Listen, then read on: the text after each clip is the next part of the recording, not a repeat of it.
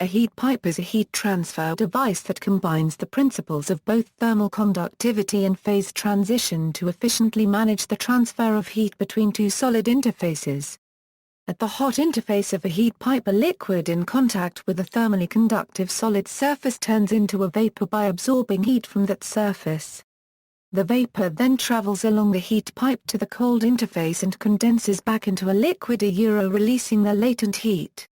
The liquid then returns to the hot interface through either capillary action, centrifugal force, or gravity, and the cycle repeats.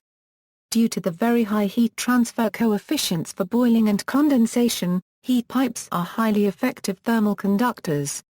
The effective thermal conductivity varies with heat pipe length, and can approach 7002100000000 unregistered trademark 100 kW/ Mark A, for long heat pipes, in comparison with approximately 6999400000000 unregistered trademark 0.4 kW/ Mark A, for copper.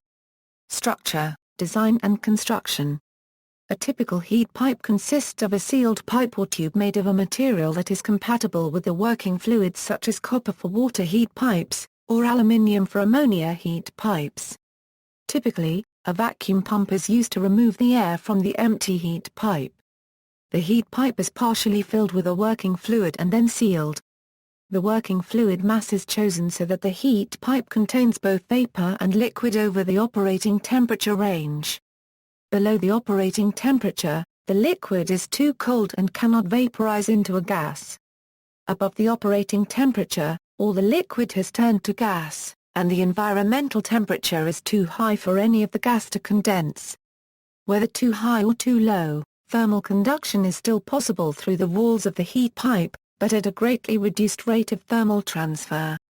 Working fluids are chosen according to the temperatures at which the heat pipe must operate, with examples ranging from liquid helium for extremely low temperature applications to mercury, sodium and even indium for extremely high temperatures. The vast majority of heat pipes for room temperature applications use ammonia, alcohol or ethanol, or water as the working fluid.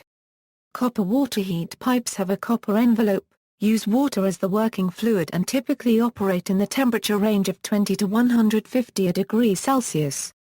Water heat pipes are sometimes filled by partially filling with water, heating until the water boils and displaces the air, and then sealed while hot. For the heat pipe to transfer heat, it must contain saturated liquid and its vapor. The saturated liquid vaporizes and travels to the condenser, where it is cooled and turned back to a saturated liquid. In a standard heat pipe, the condensed liquid is returned to the evaporator using a wick structure exerting a capillary action on the liquid phase of the working fluid. Wick structures used in heat pipes include sintered metal powder, screen, and grooved wicks, which have a series of grooves parallel to the pipe axis. When the condenser is located above the evaporator in a gravitational field, gravity can return the liquid. In this case, the heat pipe is a thermosiphon.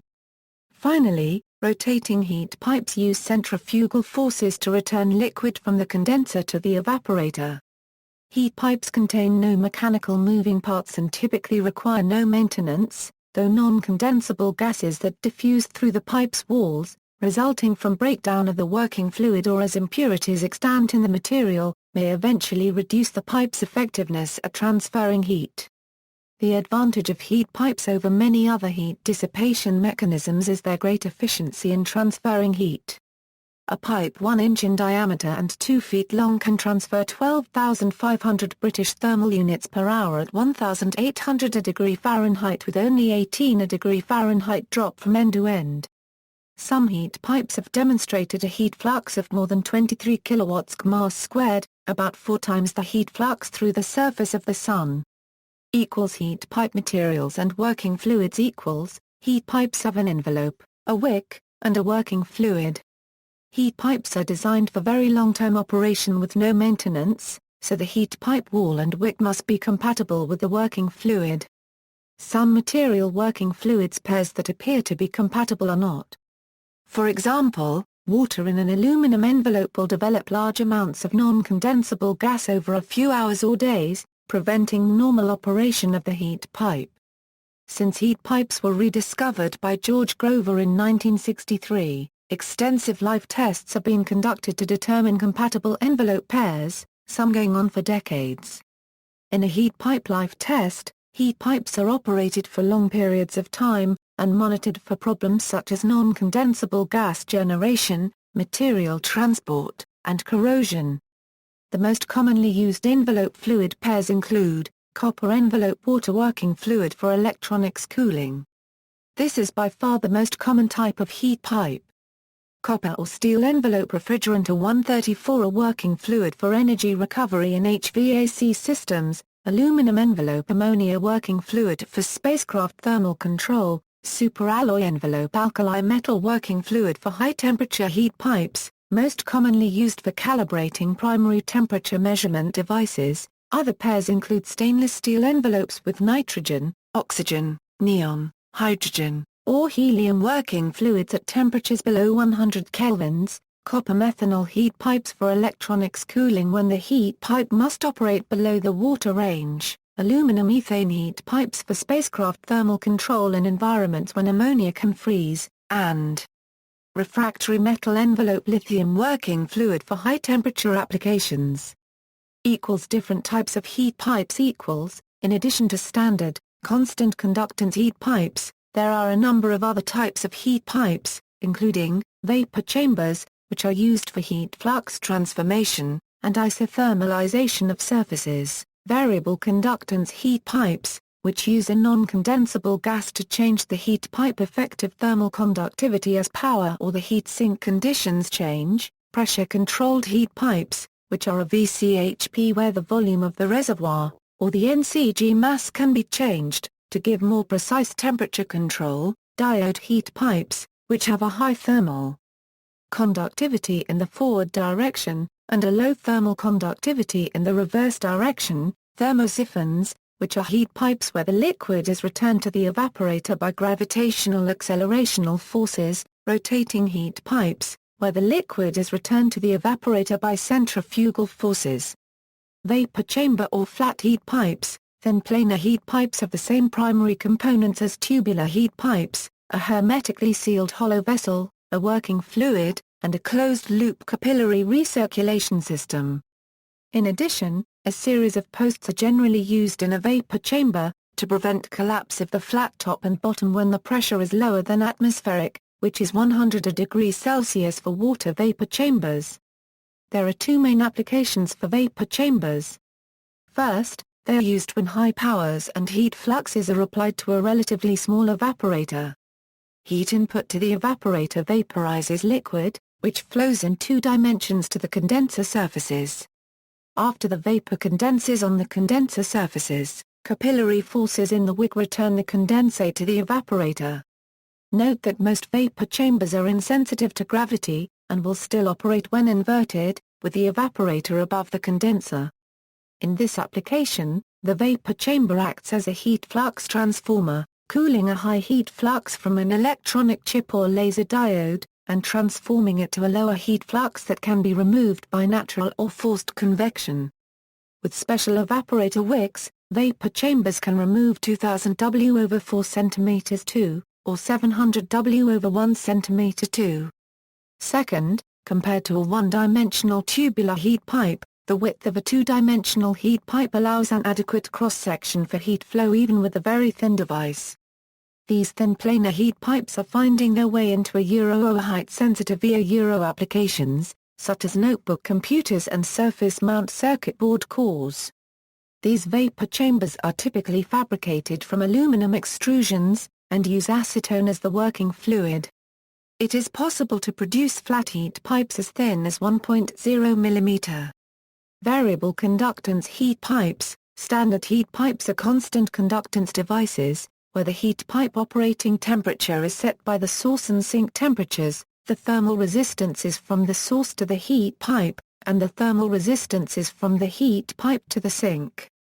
In these heat pipes, the temperature drops linearly as the power or condenser temperature is reduced. For some applications, such as satellite or research balloon thermal control, the electronics will be overcooled at low powers, or at the low sink temperatures.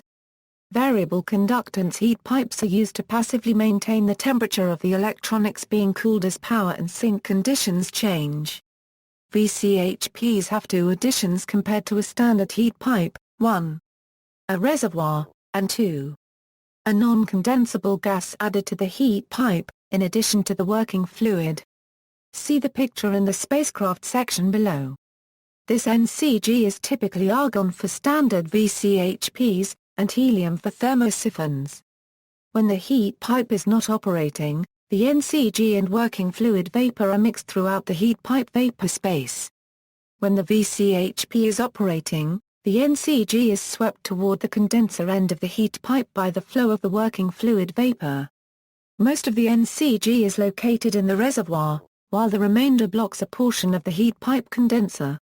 The VCHP works by varying the active length of the condenser. When the power or heat sink temperature is increased, the heat pipe vapor temperature and pressure increase. The increased vapor pressure forces more of the NCG into the reservoir, increasing the active condenser length and the heat pipe conductance. Conversely, when the power or heat sink temperature is decreased, the heat pipe vapor temperature and pressure decrease, and the NCG expands, reducing the active condenser length and heat pipe conductance. The addition of a small heater on the reservoir, with the power controlled by the evaporator temperature, will allow thermal control of roughly A plus or minus 1-2 degree Celsius. In one example, the evaporator temperature was maintained in a plus or minus 1.65 degree Celsius control band, as power was varied from 72 to 150 W, and heat sink temperature varied from plus 15 degrees Celsius to minus 65 degrees Celsius. Pressure-controlled heat pipes can be used when tighter temperature control is required.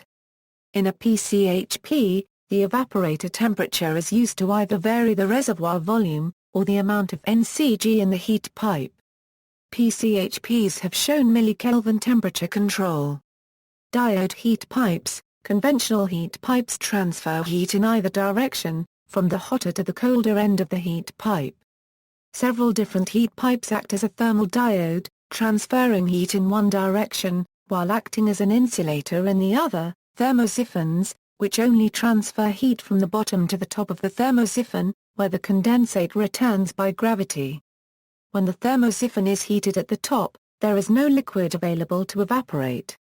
Rotating heat pipes, where the heat pipe is shaped so that liquid can only travel by centrifugal forces from the nominal evaporator to the nominal condenser. Again, no liquid is available when the nominal condenser is heated. Vapor trap diode heat pipes. Liquid trap diode heat pipes. A vapor trap diode is fabricated in a similar fashion to a variable conductance heat pipe, with a gas reservoir at the end of the condenser. During fabrication, the heat pipe is charged with a working fluid and a controlled amount of a non-condensable gas. During normal operation, the flow of the working fluid vapor from the evaporator to the condenser sweeps the NCG into the reservoir, where it does not unregistered trademark T interfere with a normal heat pipe operation. When the nominal condenser is heated, the vapor flows from the nominal condenser to the nominal evaporator. The NCG is dragged along with the flowing vapor, completely blocking the nominal evaporator, and greatly increasing the thermal resistivity of the heat pipe. In general, there is some heat transfer to the nominal adiabatic section. Heat is then conducted through the heat pipe walls to the evaporator. In one example, a vapor trap diode carried 95 W in the forward direction, and only 4.3 W in the reverse direction. A liquid trap diode has a wick reservoir at the evaporator end of the heat pipe, with a separate wick that is not in communication with the wick in the remainder of the heat pipe. During normal operation, the evaporator and reservoir are heated. The vapor flows to the condenser, and liquid returns to the evaporator by capillary forces in the wick. The reservoir eventually dries out, since there is no method for returning liquid. When the nominal condenser is heated, liquid condenses in the evaporator and the reservoir. While the liquid can return to the nominal condenser from the nominal evaporator, the liquid in the reservoir is trapped, since the reservoir wick is not connected. Eventually, all of the liquid is trapped in the reservoir, and the heat pipe ceases operation. Thermosiphons: most heat pipes use a wick and capillary action to return the liquid from the condenser to the evaporator. The liquid is sucked up to the evaporator, similar to the way that a sponge sucks up water when an edge is placed in contact with a water pool. The wick allows the heat pipe to operate in any orientation, but the maximum adverse elevation is relatively small, on the order of 25 cm long for a typical water heat pipe. Taller heat pipes must be gravity-aided.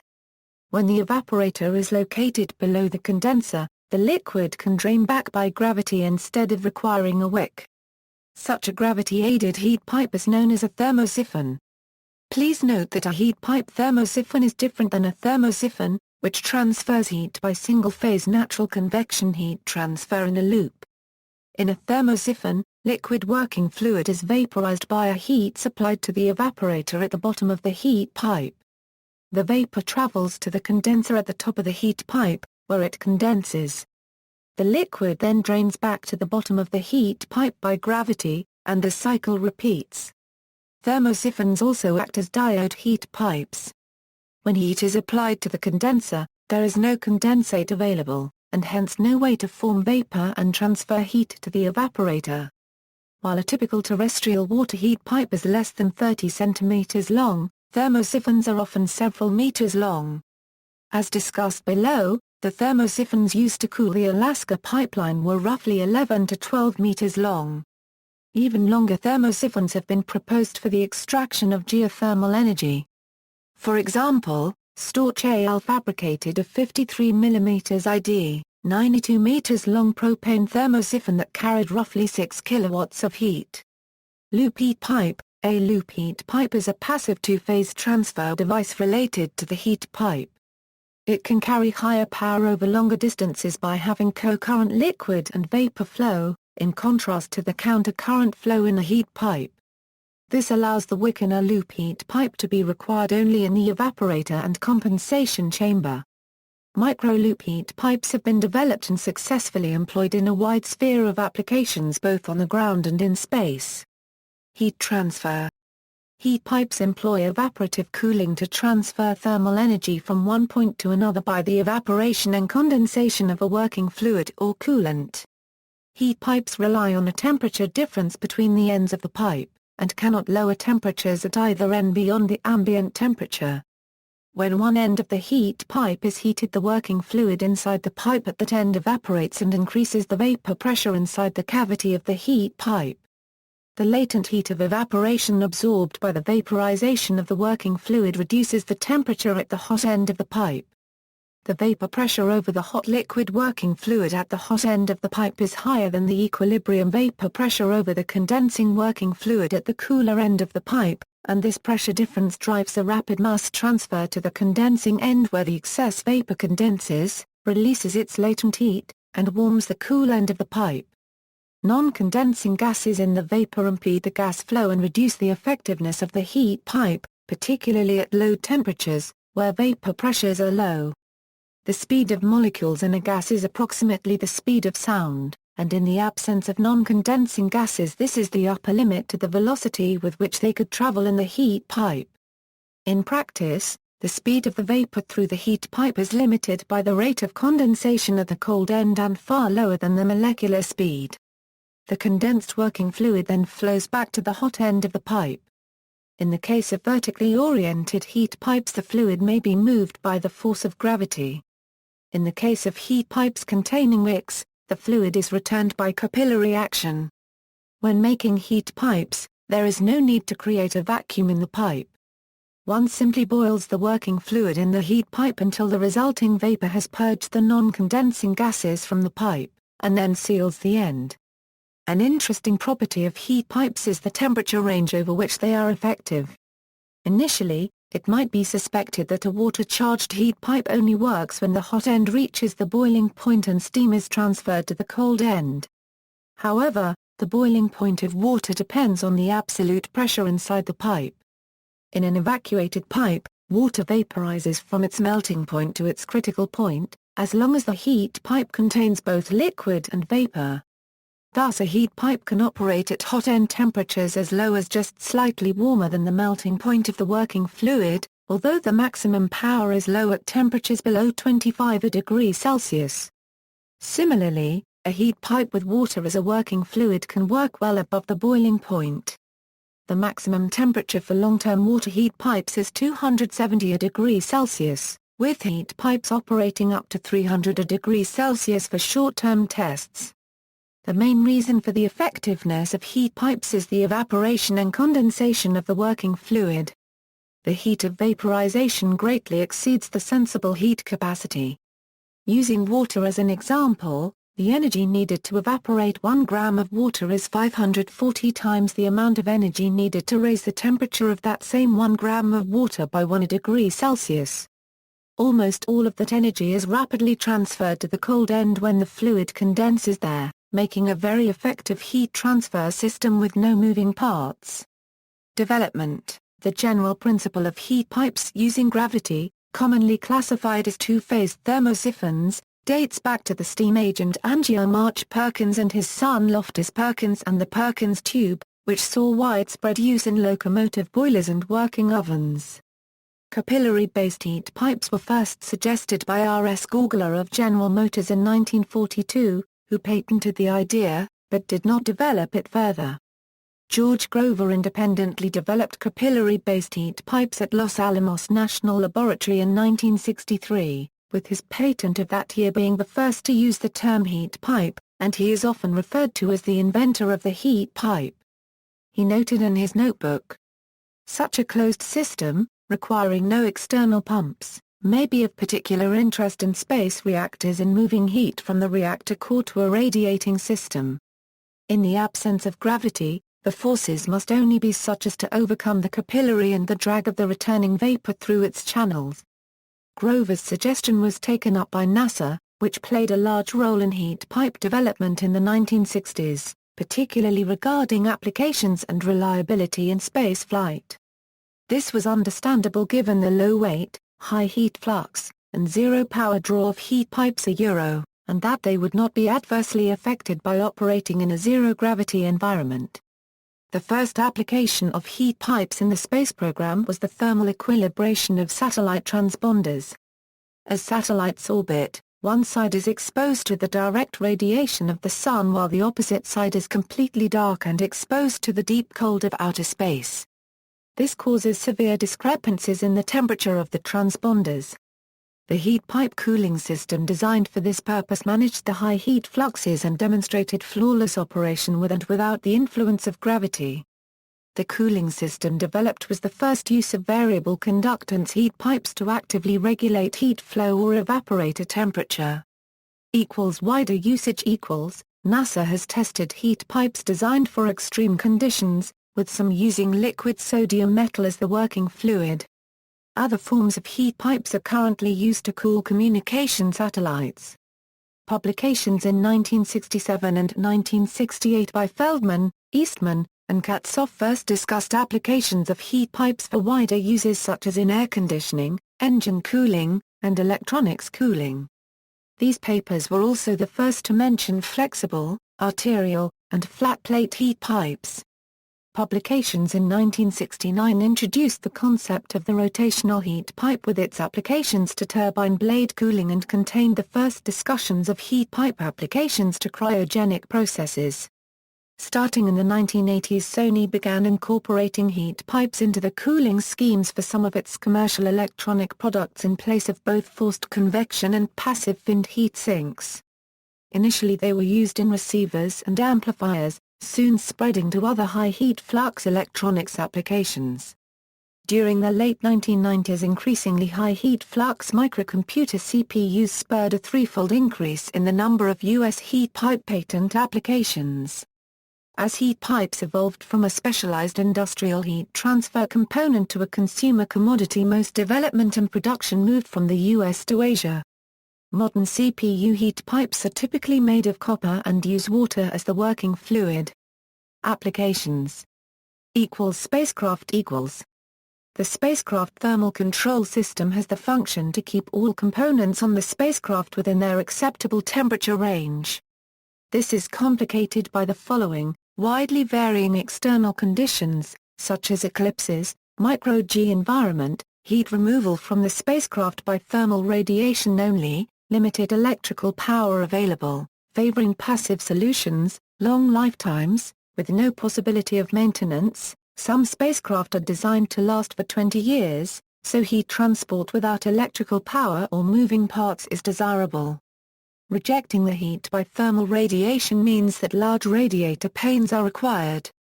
Heat pipes and loop heat pipes are used extensively in spacecraft, since they don't unregistered trademark T require any power to operate nearly isothermally, and can transport heat over long distances. Grooved wicks are used in spacecraft heat pipes, as shown in the first photograph on the right. The heat pipes are formed by extruding aluminum, and typically have an integral flange to increase the heat transfer area, which lowers the temperature drop. Grooved wicks are used in spacecraft, instead of the screen or sintered wicks used for terrestrial heat pipes, since the heat pipes don't unregistered trademark T have to operate against gravity in space. This allows spacecraft heat pipes to be several meters long, in contrast to the roughly 25 centimeters maximum length for a water heat pipe operating on Earth. Ammonia is the most common working fluid for spacecraft heat pipes. Ethane is used when the heat pipe must operate at temperatures below the ammonia freezing temperature. The second figure shows a typical grooved aluminum ammonia variable conductance heat pipe for spacecraft thermal control. The heat pipe is an aluminum extrusion, similar to that shown in the first figure. The bottom flanged area is the evaporator.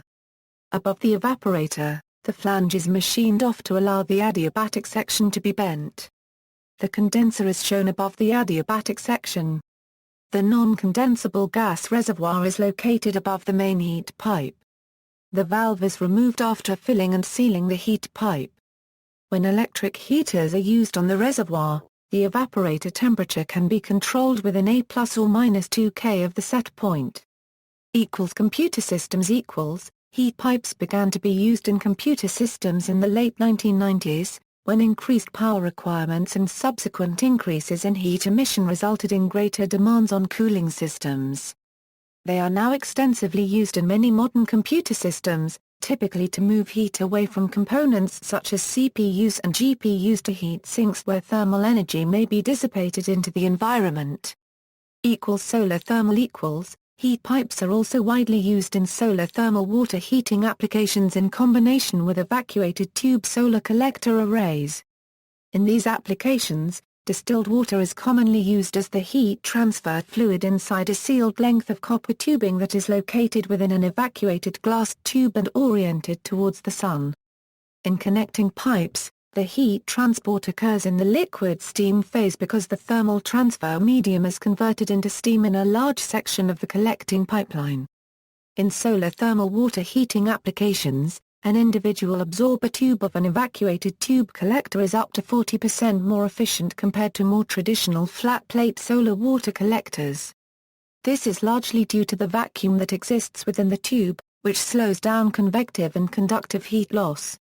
Relative efficiencies of the evacuated tube system are reduced however, when compared to flat-plate collectors because the latter have a larger aperture size and can absorb more solar energy per unit area. This means that while an individual evacuated tube has better insulation due to the vacuum created inside the tube, an array of tubes found in a completed solar assembly absorbs less energy per unit area due to there being less absorber surface area pointed toward the sun because of the rounded design of an evacuated tube collector. Therefore, real-world efficiencies of both designs are about the same. Evacuated tube collectors reduce the need for antifreeze additives since the vacuum helps slow heat loss. However, under prolonged exposure to freezing temperatures the heat transferred fluid can still freeze and precautions must be taken to ensure that the freezing liquid does not damage the evacuated tube when designing systems for such environments. Properly designed solar thermal water heaters can be frost protected down to more than -3 degrees Celsius with special additives and are being used in Antarctica to heat water. Permafrost cooling Building on permafrost is difficult because heat from the structure can thaw the permafrost. Heat pipes are used in some cases to avoid the risk of destabilization. For example, in the Trans-Alaska Pipeline system, residual ground heat remaining in the oil as well as heat produced by friction and turbulence in the moving oil could conduct down the pipe support legs and melt the permafrost on which the supports are anchored. This would cause the pipeline to sink and possibly be damaged. To prevent this, each vertical support member has been mounted with 4 vertical heat pipe thermosiphons. The significant feature of a thermosiphon is that it is passive and does not require any external power to operate. During the winter, the air is colder than the ground around the supports. The liquid ammonia at the bottom of the thermosiphon is vaporized by heat absorbed from the ground, cooling the surrounding permafrost and lowering its temperature. During the summer, the thermosiphons stop operating, since there is no liquid ammonia available at the top of the heat pipe, but the extreme cooling during the winter allows the ground to remain frozen. Heat pipes are also used to keep the permafrost frozen alongside parts of the Korea-Euro-Tibet Railway where the embankment and track absorb the sun's heat. Vertical heat pipes on either side of relevant formations prevent that heat from spreading any further into the surrounding permafrost. Depending on application, there are several thermosiphon designs: thermoprobe, thermopile, depth thermosiphon, slope thermosiphon foundation, flat loop thermosiphon foundation, hybrid flat loop thermosiphon foundation. Cooking. The first commercial heat pipe product was the Thermal Magic cooking pin developed by Energy Conversion Systems, Incorporated and first sold in 1966. The cooking pins used water as the working fluid. The envelope was stainless steel, with an inner copper layer for compatibility. During operation, one end of the heat pipe is poked through the roast. The other end extends into the oven where it draws heat to the middle of the roast. The high effective conductivity of the heat pipe reduces the cooking time for large pieces of meat by 1/2. The principle has also been applied to camping stoves. The heat pipe transfers a large volume of heat at low temperature to allow goods to be baked and other dishes to be cooked in camping-type situations. An example is the Baker-Packer system. Ventilation heat recovery. In heating, ventilation and air conditioning systems, HVAC, heat pipes are positioned within the supply and exhaust air streams of an air handling system or in the exhaust gases of an industrial process, in order to recover the heat energy. The device consists of a battery of multi-row finned heat pipe tubes located within both the supply and exhaust air streams. Within the exhaust air side of the heat pipe, the refrigerant evaporates, taking its heat from the extract air. The refrigerant vapor moves towards the cooler end of the tube, within the supply air side of the device, where it condenses and gives up its heat. The condensed refrigerant returns by a combination of gravity and capillary action in the wick. Thus heat is transferred from the exhaust air stream through the tube wall to the refrigerant, and then from the refrigerant through the tube wall to the supply air stream.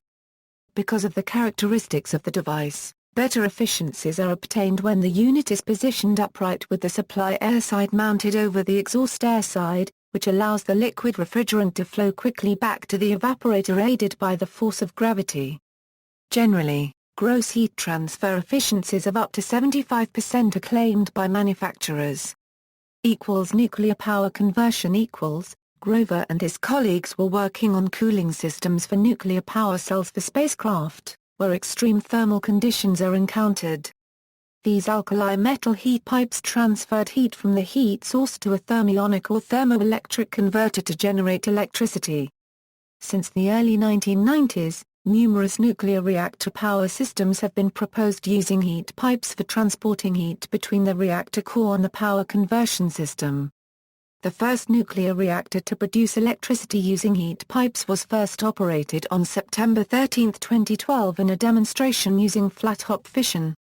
Wankel rotary combustion engines. Wankel RCEs do have problems connected to the ignition of mix always taking place in the same part of the housing, this inducing thermal dilatation disparities that reduce power output, impair fuel economy, and accelerate wear.